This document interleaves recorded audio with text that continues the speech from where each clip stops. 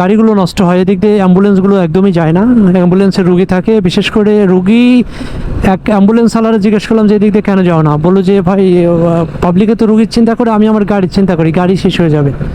ওই যে 3 নেতা বসে আছে দেখেন, এমন জায়গায় বসে আছে গাড়ি একটু বামে চাপাই দিলেই খবর আছে।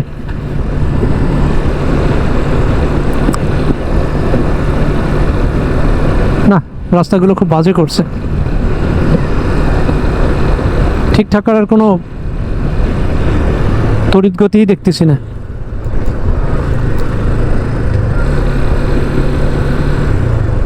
হচ্ছে আমাদের গ্রাম বাংলা, আমাদের এলাকায় বলতে গেলে ফরিদপুরের এলাকা, তার মানে আমাদের যে ফরিদপুর, মাগুরা, যশোর, ঝিনাইদহ, কুষ্টিয়া বা খুলনা এই রেঞ্জের এলাকার প্রকৃতি, মাঠ ঘাট সব একই রকম।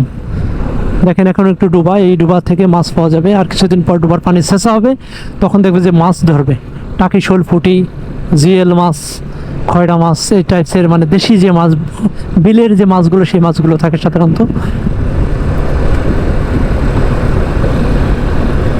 MT-15 নিয়ে লাস্ট ঈদে আমি এই রোডে গিয়েছি, MT-15 নিয়ে আবার 13 তারিখে ফিরতে গিয়ে একটা টেসলার হালকা ধাক্কা খাই। এরপর থেকে আমি দীর্ঘদিন ধরে বাইক চালানো, যে শুরু হয়েছে ভাঙা দেখতেছেন, এখানে আমাকে খুব আস্তে আস্তে চালাতে হবে, কারণ আমার হাতে অলরেডি একটা ইনজুর আছে। এখানে গাড়ির গতি 20-25-এর উপরে রাখা যাবে না। MT নিয়ে কিন্তু এখানে 40-45-এ চালাই চলে গেছি ভাঙা রাস্তা দিয়ে। ঈদের মধ্যে আরও জ্যাম ছিল, ভিড় ছিল, বাট আমার হাতের কারণে আমাকে একটু কন্ট্রোল করতে হবে।